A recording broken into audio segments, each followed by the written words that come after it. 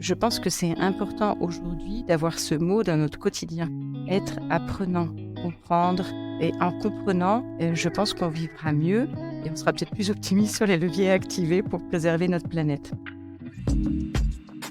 BNP Paribas Personal Finance vous invite à découvrir On the Way, le podcast qui explore les chemins de la consommation responsable. Entrepreneurs, acteurs du monde de l'entreprise ou chercheurs, On the Way donne la parole à ceux qui agissent jour après jour pour construire une consommation plus durable. Bienvenue et bonne écoute.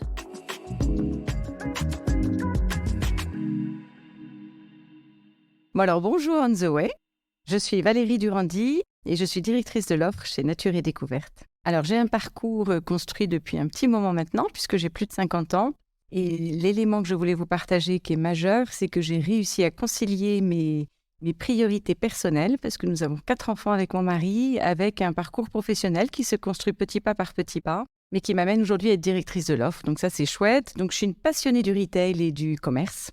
Donc, j'ai fait tout mon parcours en grand magasin au début, au printemps et chez Franck & Fils. Et puis, j'ai passé 12 ans au Bon Marché, qui a été une étape majeure dans mon parcours parce que le Bon Marché était à l'époque en plein schéma directeur. C'est une sémantique particulière pour les grands magasins qui veut dire simplement qu'on était en train de transformer le grand magasin.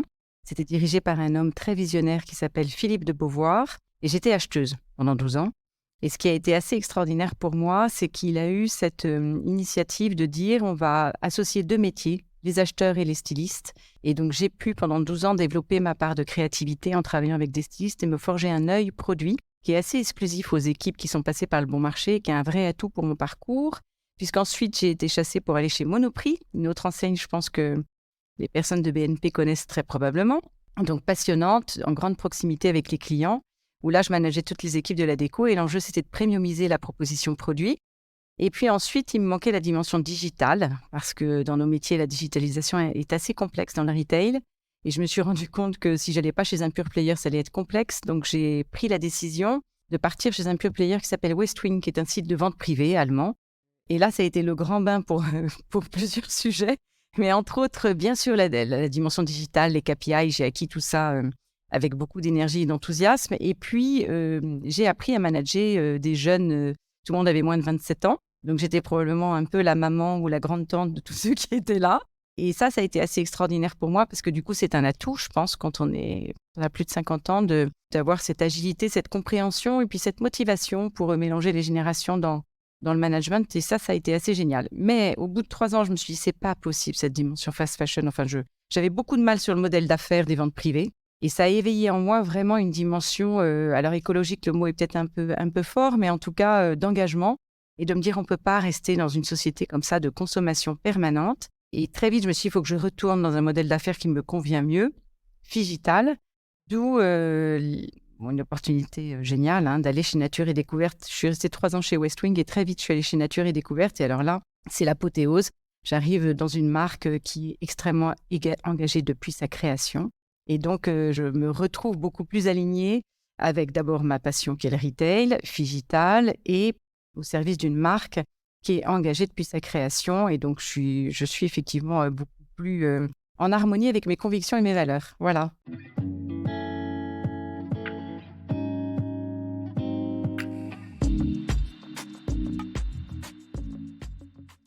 Alors, l'histoire de Nature et Découverte, c'est vraiment une belle histoire. C'est une entreprise qui a été familiale pendant 30 ans, qui a été créée par un couple, par François et Françoise Lemarchand. Très visionnaire là aussi. Françoise et Françoise ont 4 enfants. Et il y a un petit peu plus de 30 ans, ils sont allés aux États-Unis. Ils ont découvert un concept qui s'appelait The Nature Company, concept américain.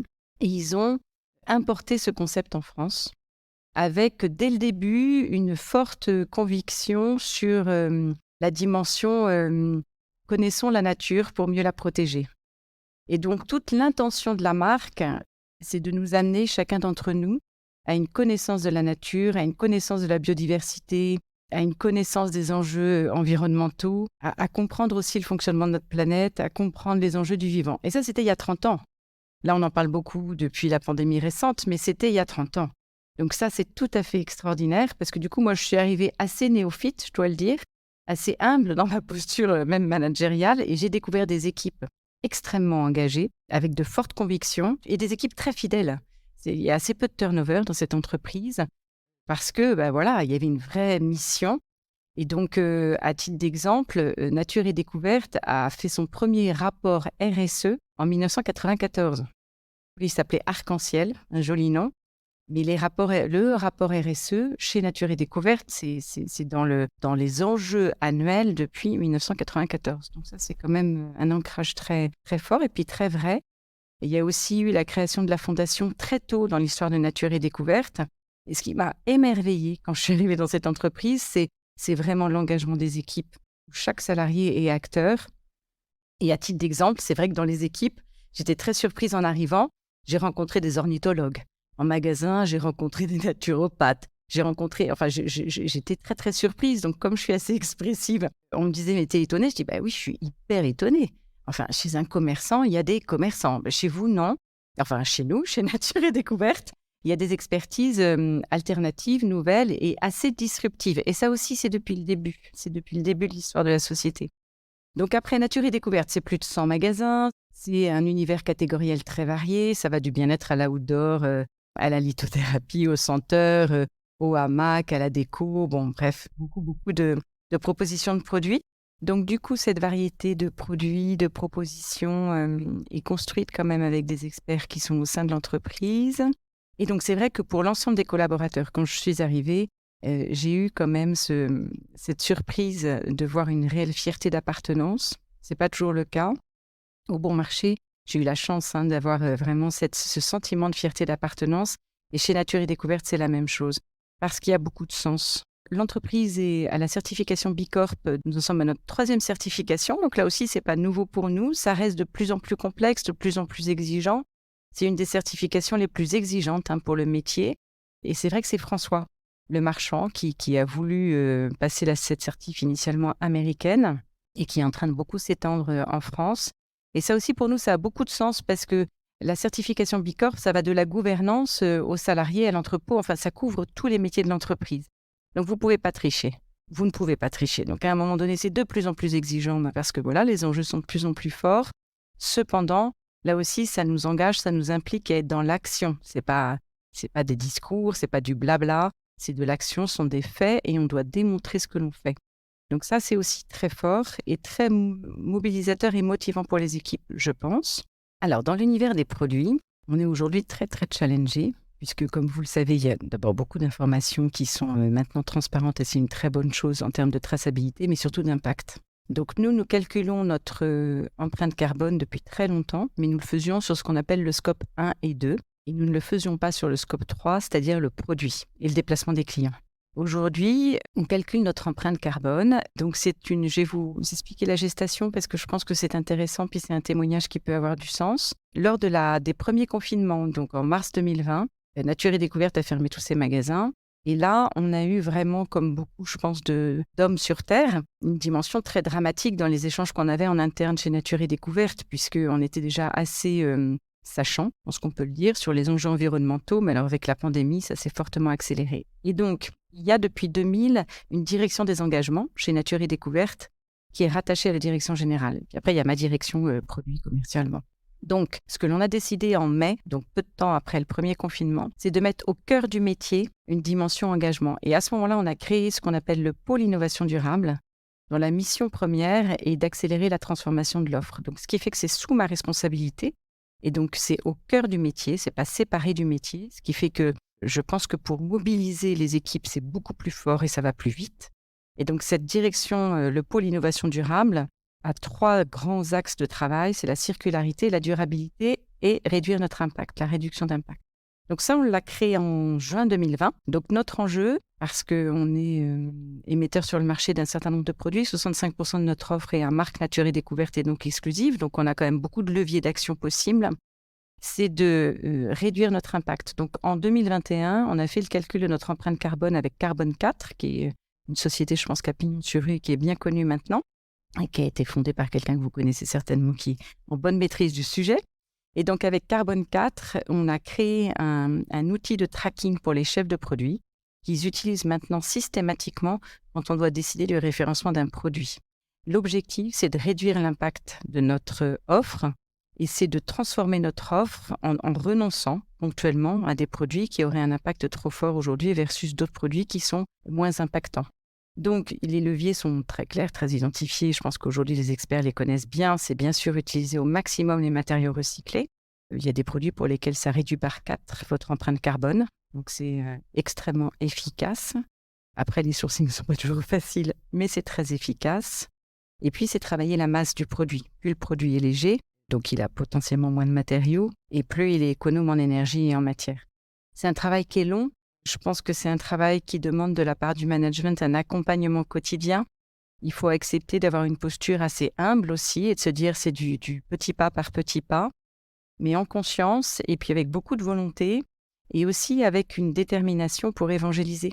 Je pense que c'est important d'expliquer aux fournisseurs, à nos partenaires pourquoi on fait ça, à quoi ça nous amène.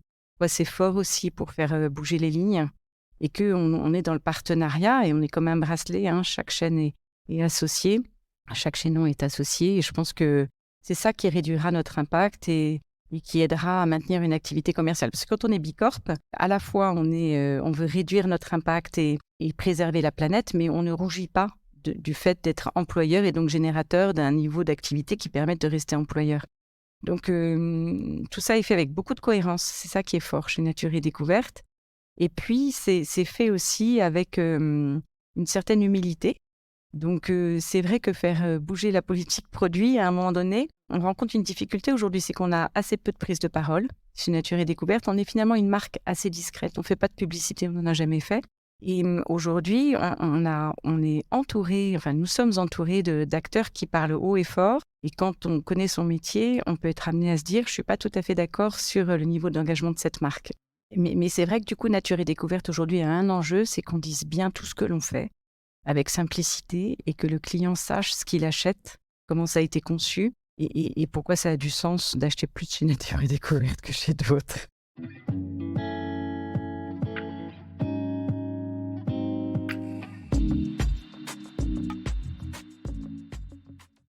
Donc, quand nous avons fait tout ce tracking d'impact carbone sur l'ensemble des gammes de produits de Nature et Découverte, j'ai demandé aux chefs de produits d'identifier des produits, des best-sellers, parce que ce sont eux sur lesquels, bien sûr, on a le plus d'impact, que l'on puisse très vite modifier pour réduire leur empreinte carbone. Donc, en fait, on a identifié, les 2 exemples que je peux citer qui sont, je trouve, intéressants et puis qui illustrent bien l'ambition, c'est un premier produit pour les tout-petits, pour les enfants de moins de 3 ans, qui s'appelle une veilleuse tortue. Et cette veilleuse tortue, il y a beaucoup de plastique. C'est comme ça, le plastique pour les tout-petits, c'est un des matériaux qui est le plus durable, donc ça a aussi du sens. Mais quand même, ça a une empreinte assez conséquente, comme vous le savez. Donc en fait, là, le chef de produit a travaillé sur plusieurs leviers. Le premier levier, ça a été d'utiliser du plastique recyclé. Au lieu de prendre un plastique que l'on fabrique pour le produit, on a utilisé du plastique recyclé. Ensuite, il a réduit la masse du produit, donc le produit est moins lourd. Et puis, on a supprimé, ça peut être un détail, mais les attaches plastiques qui associaient chaque pièce. Et donc ça a fait qu'il a eu un résultat très, très satisfaisant parce qu'on a réduit l'impact du produit de 76%. Donc, il en est quand même fier et je pense que c'est vrai, il peut être fier, c'est un bon résultat. Et puis ensuite, un autre exemple qui est totalement différent, c'est l'univers du plaid. Chez Nature et Découverte, on a un produit qui est vraiment un best-seller, qui est un plaid aussi là en polyester. Et donc, le chef de produit avait déjà, il y a 2 ans, oui, c'est pas nouveau, remplacé le plastique par du plastique recyclé. Ça, c'était déjà fait, donc on avait plus levier. Mais la nouvelle idée qu'on a eue, c'est de le vendre en vacuum pack, c'est-à-dire de le mettre sous vide. Et donc, du coup, en le mettant sous vide et en le vendant sous vide, ça prend moins de place dans le container, ça prend moins de place en magasin. Et puis, en plus, on peut dire au client, on vous vend un 2 en 1 parce que le vacuum pack, il peut le réutiliser pour autre chose. Donc ça, c'est un autre succès sur un produit qui avait déjà réduit son empreinte. Bon, alors des exemples, évidemment, j'en ai beaucoup parce qu'on a beaucoup de produits chez Nature et Découverte, mais ces 2-là sont les plus intéressants à vous partager, effectivement. Alors, chez Nature et Découverte, on a fait un choix depuis là aussi très longtemps, c'est de réduire fortement l'importation en avion. Chez Nature et Découverte, le fret, évidemment, a un poids très important dans notre impact, mais il faut savoir, et ça m'a beaucoup intéressée et même surprise dans le travail qu'on a fait avec Carbone 4, c'est que le transport, ça n'est que 7% de l'empreinte carbone des produits, donc de l'empreinte du scope 3. Donc, c'est très faible. Alors, pourquoi c'est 7% chez Nature et Découverte ? Je ne sais pas combien c'est chez mes concurrents, mais nous, depuis très longtemps, il y a moins de 1% de nos imports hors Union européenne qui sont faits en avion. Ça, c'est très faible parce que dans le retail, souvent, le transport se fait en avion et ça a un impact carbone très, très grave et très important. Et je pense qu'il y a aussi aujourd'hui, chez les consommateurs, beaucoup d'a priori ou d'idées qui sont fausses. Et il y a aussi des fausses bonnes idées, mais il y a des a priori qui sont faux. Alors, le transport en est un. En fait, le fait de fabriquer en Asie, tout le monde nous dit, mais le transport, c'est très grave. Alors, je ne dis pas qu'un porte-container n'a pas d'empreinte, bien sûr, qui rentre dans le détail, c'est le poids du porte-container, quel est le carburant, la durée du déplacement, etc. Mais ça, c'est une fausse idée. En fait, ça n'est que 7% de l'empreinte. Ce qui pèse le plus lourd, c'est la production. La production et les matériaux. Et c'est ça le vrai levier. C'est la production. Et c'est l'énergie qu'utilise l'usine. Est-ce que c'est du charbon? Est-ce que c'est une autre énergie? Comment est fabriquée l'électricité? Et ça, c'est le réel enjeu. L'enjeu du charbon, il est majeur. Il est majeur en Allemagne, tout près de chez nous, mais il est aussi majeur en Asie. Chez Nature et Découverte, on est très généreux. Donc, on a toujours envie d'avoir plus de produits. Mais le travail qu'on a fait avec les équipes de Carbone 4, il a été fort parce qu'on a eu une prise de conscience sur l'empreinte de produits dont on n'avait pas idée. On ne se rendait absolument pas compte. Et comme l'approche est complètement scientifique, il n'y a pas de discussion, il n'y a pas de débat. Donc évidemment, la difficulté, c'est que l'empreinte des produits électriques est la plus grave, la plus importante, mais ça nous a amené à renoncer, même sur des produits qui pèsent lourd dans le chiffre d'affaires. Alors, je ne vais pas pouvoir partager dans le détail, mais on a renoncé à certains produits. C'était un choix difficile. Quand on ne peut pas transformer le produit, il faut l'arrêter aujourd'hui. Et dire au client, vous l'achetez d'occasion, parce qu'il y en a déjà beaucoup sur le marché, donc achetez-le d'occasion, vous le trouvez très facilement sur les plateformes de seconde main.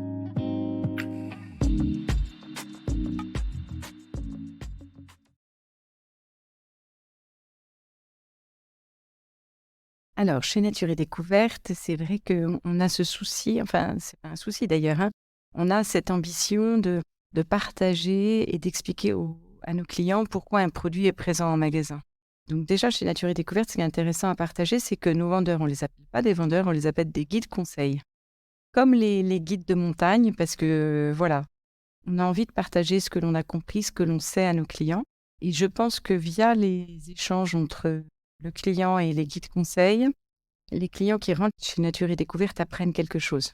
Tiens, je suis rentrée chez Nature et Découverte, j'ai découvert un bol tibétain, une lunette pour observer le ciel. Tiens, j'ai appris qu'il y avait une comète. Là, le 1er février, c'est extraordinaire. Le soir du 1er février, il faut regarder le ciel parce qu'il y a une comète qui passe. Donc, pour nous, éveiller le consommateur, ça passe par l'échange en magasin.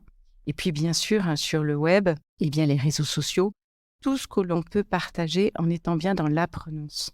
Je pense que c'est important aujourd'hui d'avoir ce mot dans notre quotidien, être apprenant, comprendre. Et en comprenant, je pense qu'on vivra mieux et on sera peut-être plus optimiste sur les leviers activés pour préserver notre planète. Ça, c'est sûr. C'est vrai aussi qu'on a une forte conviction sur le fait qu'on est aujourd'hui très équipé. On est entouré d'objets. On a tellement d'objets dans nos maisons. Donc, une de nos convictions, c'est qu'à l'avenir, on va être de moins en moins dans l'avoir, un objet, mais plus dans l'être. Et quand je dis l'être, ça veut dire avoir envie de descendre la Loire en kayak, en bivouaquant tous les soirs. Donc, ce que l'on va proposer chez Nature et Découverte en 2023-2024, on va mettre en place une plateforme de service.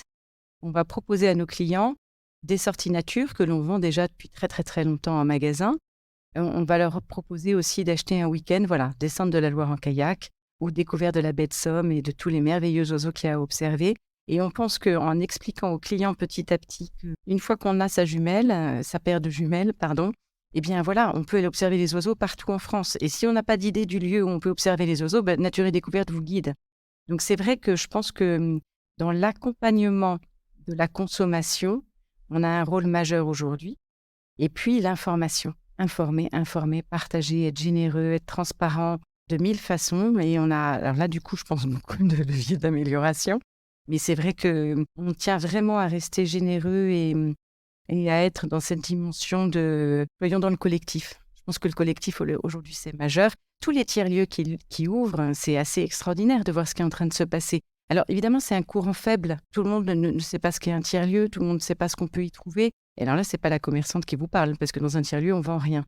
Mais en revanche, on partage ce qu'on a appris et on partage les enjeux. Et nous, voilà, toute cette dimension-là, on a vraiment une foi très forte sur le fait que ça passe. Chacun a un rôle à jouer aujourd'hui. C'est ça qui est fort. Alors, c'est vrai que ce travail sur le produit, sur les matériaux utilisés et pourquoi on a choisi ces matériaux, aujourd'hui, on a un enjeu majeur, c'est de mieux le dire. Je pense qu'on a un point faible, c'est une faiblesse. nous sommes probablement peu pédagogiques sur le produit. On est très bavard sur le produit, on raconte plein de choses sur le produit, mais je dis à mes équipes, mais à un moment donné, mettons des pictos. Soyons forts sur la façon dont on veut dire moins 76%, c'est quand même fort. Donc ça, c'est le travail qu'on est en train de faire. Aujourd'hui, en magasin, on ne le voit pas assez bien. On compte beaucoup sur nos équipes pour le relayer, mais je pense que la lecture est pas assez forte. On a aussi mis en place dans un magasin, c'est en test, des grands panneaux qui expliquent aux clients tout ce qu'on a mis en place, le rôle de la fondation, notre calcul d'empreinte carbone, mais des grands panneaux, je ne sais pas si les clients lisent les panneaux. Franchement, j'ai un doute. On est en train de travailler toute la dimension pédagogique pour que le client se dise « Ah ben, avant, je découvrais un produit chez Nature, ça m'amusait et j'étais content d'apprendre ou de découvrir. Et là, maintenant, je comprends pourquoi ils ont modifié ce produit que j'aimais beaucoup, qui est peut-être plus dans la même couleur qu'il y a 2 ans, mais donner du sens aux actions que l'on mène et effectivement bien les expliquer sur le produit. Je pense que là, on a des progrès à faire.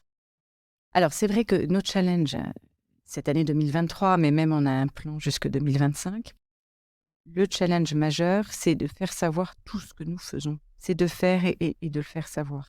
Nature et Découverte, c'est une marque qui finalement est assez bavarde. C'est ce qui plaît aux clients d'ailleurs, parce qu'on a toujours plein de choses à raconter. Mais là, aujourd'hui, je dis à mes équipes, non, attention. Là, il faut aller à l'essentiel. Il faut être pédagogique. Et puis en plus, ça donnera des clés de compréhension à nos clients. Donc ça, c'est un chantier majeur, effectivement. L'autre chantier majeur que nous avons, c'est de remettre le user, le client, au cœur de nos sujets d'offre. Aujourd'hui, le client de Nature et Découverte, il est multiple. On s'adresse aux familles, on s'adresse aux enfants, on s'adresse aux seniors, mais on se rend compte que le 18-30 ans vient beaucoup moins qu'avant. Or, ce 18-30 ans, il devrait être très affinitaire avec le travail que nous faisons, parce que c'est une génération qui est extrêmement engagée. Donc là, la forte décision qu'on a prise, c'est avec tous ces paradoxes, c'est vrai, mais la décision que l'on a prise, c'est de remettre vraiment, être plus user-centrique que nous n'avons pu l'être par le passé, et aussi de travailler avec des experts que nous avons identifiés, que moi j'appelle des faiseurs-passeurs, c'est-à-dire qui sont complètement alignés dans leur quotidien avec leurs convictions. Je vous donne un exemple. Un aventurier, mais un vrai aventurier. Quand vous regardez ce qu'il fait sur Insta, il va vous dire qu'il est parti marcher dans le Larzac. Au début, il était parti avec l'idée de manger les plantes qu'il trouverait sur son chemin, mais qu'au bout de 4 jours de plantes, il n'en peut plus. Et donc, il dit sur Insta, j'en peux plus de faire bouillir mes plantes tous les soirs. Comment je vais faire pour tenir encore 3 jours? Mais cette anecdote, ça montre qu'aujourd'hui, l'influence, c'est bien, c'est intéressant, mais chez Nature et Découverte, l'influence, à la limite, pas ce qui nous anime. Ce qui nous anime, c'est de faire connaître à des clients, des acteurs, des personnes qui sont vraiment des faiseurs, qui font passer des bons messages qui vont nous permettre de mieux vivre en harmonie avec la planète, et puis aussi de bien la connaître, mais ne pas non plus se mettre pression de dingue, parce qu'on se dit qu'il faut qu'on ait moins d'impact. Enfin, au bout d'un moment, on ne va pas tomber en dépression non plus. Donc ça, c'est un des chantiers majeurs, parce qu'il va falloir qu'on le communique bien. Et puis, on a fait aussi tout un travail pour modifier le parcours client. Donc ça, c'est un chantier très important. Aujourd'hui, nos magasins sont assez riches en termes d'offres, mais le client dit beaucoup, je ne comprends pas très bien. Ce n'est pas toujours très lisible. C'est un petit peu la caverne d'Ali Baba. Donc, on a un travail aussi pour donner de la clarté. Et donc, on a aussi un chantier sur le parcours client.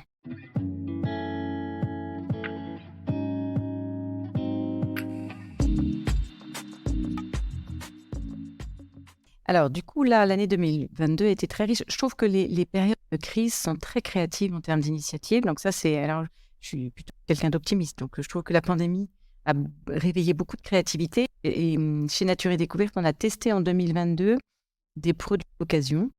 Et donc, on a fait 2 POC, un en juillet, un en novembre, très modeste. Donc ça, c'est assez peu su parce qu'on avait besoin de voir en termes de parcours comment ça se passait. L'ambition, c'est de déployer en 2023. Après, pour vente d'occasion, il faut pas assez de produits quand même à vente d'occasion.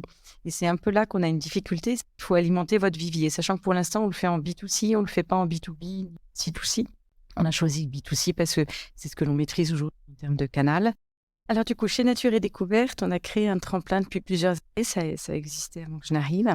Et donc, le tremplin, c'est une fois par an. On fait un appel à candidature, souvent des jeunes startups. Mais la personne qui présente la start-up n'est pas forcément jeune, je viens à le dire. C'est intéressant comme concept. C'est pas parce que c'est une start-up que c'est quelqu'un qui a moins de 30 ans. Là, on a un exemple de quelqu'un qui avait plus de 50 ans et qui a lancé un produit assez extraordinaire, un prototype sur la respiration en lien avec la cohérence cardiaque. Enfin bref. Donc du coup, le tremplin, l'idée, c'est de recevoir des personnes qui ont créé des produits qui sont bons pour le bien-être, ou pour la nature, ou pour le quotidien, ou pour les familles, ou que sais-je. Donc, on fait ça une fois par an. Donc, les startups viennent pitcher chez Nature et Découverte. Il y a un jury qui est composé de différentes personnes, différents niveaux de responsabilité, différentes sensibilités. Et c'est majeur pour nous parce que dans les critères de sélection, il y a dès le début de la conception l'impact environnemental. Et ça depuis très, très, très longtemps. Donc, si nous recevons des candidatures de produits qui ne sont pas en phase avec l'engagement de la marque Nature et Découverte, nous ne les retenons pas, même si l'idée est géniale. Donc, le tremplin, c'est un moment génial, c'est très énergisant pour nous parce que du coup, on a devant nous plus souvent des entrepreneurs, donc ça déjà c'est puissant. Et puis, ça nous questionne, ça vient nous challenger sur déjà une compréhension de ce que le créateur vient montrer, parce que quelquefois, par exemple, l'hydroponie, je ne savais pas du tout ce que c'était que l'hydroponie. Moi, je ne savais pas comment ça marchait. Donc, on a quelqu'un qui est arrivé avec un aquarium et qui nous a expliqué l'hydroponie. Donc, moi, pendant une demi-heure, je me suis concentrée très, très fort pour bien comprendre comment ça marchait. Mais en soi, c'est génial. C'est comme la permaculture, c'est comme ces sujets qui reviennent. En fait, il y a une dimension dans toutes ces propositions que j'appelle l'innovation archéologique, c'est-à-dire aller chercher des pratiques qu'on avait avant la guerre, qui étaient assez low impact. C'est comme le phénomène du charbon pour nettoyer son eau, c'est comme plein de choses. Quand on est en camp scout, qu'on n'a pas de dentifrice, on utilise du charbon. Bon, c'est pas très glam, mais c'est aussi efficace. Donc du coup, il y a le tremplin, l'enjeu aussi pour les personnes qui sont dans le jury, c'est que ça nous challenge intellectuellement. Ça remet en question aussi quelquefois des convictions fortes. On se dit, ah bon, je savais pas, ah bon, alors la Lune, ah oui, t'es sûr, observer la Lune, c'est comme ça? Ah ben oui, c'est comme ça. Ah d'accord. D'où vient votre data? Est-ce que c'est sérieux? Donc, on vérifie aussi scientifiquement quand il y a un enjeu, que c'est bien une source qui est fiable. Et puis après, ça nous permet d'accompagner du coup le lancement du produit. Quelquefois, on a des prototypes. Et donc, on dit aux créateurs, Nature et Découverte peut vous aider sur le développement du produit, sa mise en vente. On met vraiment à disposition notre savoir-faire sur la vente. Et puis après, on laisse évidemment l'entrepreneur voler de ses propres ailes parce qu'on n'a pas un volume d'affaires qui nous permet de le garder exclusif pendant plus d'une année.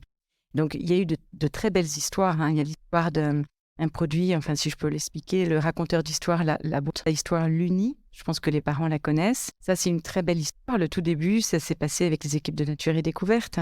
Donc, ça, c'est génial parce que nous, dans notre offre Jeux jouets, on a une volonté forte qui est de proposer des solutions pour que les parents ne mettent pas leur enfant devant les écrans. Boris Cyrulnik disait c'est une catastrophe. Un enfant de moins de 6 ans qui est devant un écran, c'est une catastrophe. Il ne regarde plus sa maman, il ne voit pas les petits rictus de la maman qui fait ta quand elle n'est pas contente. Enfin, sur le plan émotionnel, les apprentissages, c'est vraiment très, très préoccupant. Et il disait qu'en fait, on va s'en rendre compte dans 20 ans. Donc nous, l'enjeu majeur, c'est de proposer des solutions pour que l'enfant ne se mette pas devant les écrans. Et les tout petits, au lieu de regarder un dessin animé, eh bien là, ils écoutent une histoire. Et du coup, ça les captive, parce qu'évidemment, les histoires sont bien racontées. Et ça, tout de suite, c'est une découverte. Les équipes se sont dit, mais c'est génial, c'est une idée géniale. Alors, ce qui a été tout à fait génial, c'est vrai que génial, c'est le bon mot, le tremplin qui a eu lieu en octobre. J'ai trouvé qu'à chaque fois, on n'avait même pas à dire que les enjeux d'impact étaient majeurs dans l'innovation aujourd'hui. On a eu des candidatures où de toute façon c'était un prérequis. Et ça, c'est nouveau. C'est nouveau parce qu'avant la pandémie, ce n'était pas forcément le cas. Mais là, vraiment, cette année, enfin en 2022, j'ai trouvé ça génial. Je me suis dit, ça y est, le monde est en train de changer. Donc ça, c'est fort. Enfin, c'est top. Et je vous donne un exemple là aussi. On a reçu 2 jeunes femmes bretonnes qui sont chimistes, absolument géniales. Elles sont venues présenter, j'en souris encore, un dissolvant solide. Le vernis, les dissolvants, c'est une catastrophe. Enfin, les dissolvants, c'est une catastrophe en termes de matériaux, puis c'est une catastrophe aussi parce qu'on se met ça sur les ongles. Je ne vous dis pas que le vernis est vertueux, mais il y a de plus en plus de vernis vegan. Et elles ont eu l'idée, on va faire un vernis solide. Ils l'ont complètement éco-conçu en disant il faut que ce vernis ait le minimum d'impact. C'est top, c'est génial. Donc en fait, aujourd'hui, ce discours que l'on porte beaucoup en interne chez Nature depuis plus de 10 ans, voilà, je pense qu'il est en train de répandre partout. C'est plus une rumeur, c'est une réalité. Et donc quand on est en salon même, les fournisseurs nous disent maintenant de plus en plus, ah ben tu sais, j'ai raconté là à un autre client ce qu'on avait fait avec toi sur la réduction d'impact, c'est génial, c'est génial. Alors au début, les chefs de produit disaient, mais Valérie, peut-être qu'il faudrait qu'on ne le dise pas trop. Je dis, mais si on veut transformer, si on veut accompagner la transformation, bien sûr qu'il faut dire, il faut être open source, il faut... Voilà, ça aussi, c'est une belle façon de travailler, mais c'est fort. Et c'est comme ça qu'on arrivera à réduire notre impact globalement. Alors, c'est vrai qu'on a un enjeu pour que nos nos clients, au-delà de nos clients, l'ensemble de la population comprennent les enjeux et comprennent comment lui, il a un rôle majeur. Alors, ce que je trouve déjà très positif, c'est que je pense que quasiment tout le monde sait ce qu'est GIEC, ce qui n'était pas le cas il y a 3 ans. Ce qui est très positif, c'est d'animer des fresques du climat. Donc nous, on l'a fait en interne chez Nature et Découverte depuis un moment. Je me suis formée parce que maintenant, je le fais aussi à titre personnel. Et nous, du coup, on va essayer aussi, je crois que c'est un petit peu compliqué, mais on voudrait suggérer à nos clients d'aller à la découverte de la fresque du climat. Que ce soit Nature et Découverte qui est en face en magasin, ou que ce soit de répandre ce qu'est la fresque du climat et le fait que c'est pas compliqué et que c'est très accessible à tous, ça, c'est un enjeu majeur. Et puis, que le client, il a besoin de comprendre. Il faut qu'on trouve le bon ton, que ce soit accessible, que ça soit simple, mais on a un enjeu majeur, c'est de mieux communiquer. Parce que Nature et Découverte, c'est une entreprise depuis le début qui est sur ce sujet-là.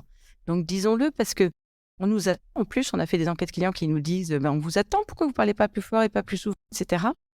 C'était pas dans notre culture, c'était pas dans notre culture, mais là, je pense qu'on va y aller plus fort. Parce que du coup, on est très légitime. Évidemment, on a toujours un peu peur du greenwashing, on a toujours un peu peur d'être pris en défaut. Mais bon, pour autant, je pense que le consommateur, il a besoin de comprendre. Je pense que c'est ça l'enjeu majeur. C'est de faire comprendre, d'expliquer. C'est de la pédagogie beaucoup, d'ailleurs.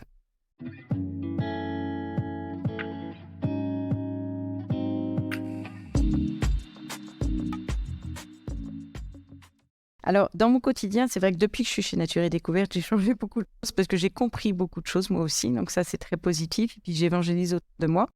Et depuis 4 ans, ça a été accentué au moment de la pandémie. J'ai beaucoup ralenti ma consommation, en fait. Et moi qui venais d'un univers du retail, donc on est assez consommateur, en fait, quand on est salarié dans le retail. Je le reconnais parce qu'on est tout le temps tenté. On voit les nouveautés avant le client. Enfin bon, bref, on est assez patient. Bon, maintenant, je consulte systématiquement les sites de seconde main avant d'acheter un vêtement neuf, que ce soit pour moi, que ce soit pour mes enfants. Puis, un autre point fort qui est nouveau, et j'avais commencé avant la pandémie, c'est que pour toutes les denrées alimentaires, pour l'épicerie, les fruits, etc., je regarde la provenance et je n'achète pas ce qui n'est pas de saison. C'est nouveau chez moi, c'est assez récent. Et comme on est entre 5 et 6 à la maison, que c'est quand même pas mal. Donc ça, c'est mes petits pas à moi. Voilà. Ce que j'avais vraiment envie de vous partager à la fin, c'est que je pense nous sommes en pleine bifurcation, ce qui du coup est passionnant, vraiment passionnant. Après, il faut accompagner nos équipes au quotidien, ce qui n'est pas toujours facile. Donc, ce que je voulais dire, c'est que je fais de mon mieux comme un scout. C'est les scouts, il fait toujours de son mieux, c'est ce que disait Baden-Powell. Et puis, je fais de mon mieux pour contribuer avec humilité, comme le petit colibri de Pierre Rabhi. Retrouvez tous les épisodes d'On the Way sur vos plateformes de podcast habituelles et sur le site personal-finance.bnp Paribas. Les liens et références cités par nos invités sont à retrouver dans le texte d'introduction de chaque épisode. Et si vous souhaitez témoigner à notre micro, écrivez à nicolas.meunier@bnpparibas.com. À très bientôt!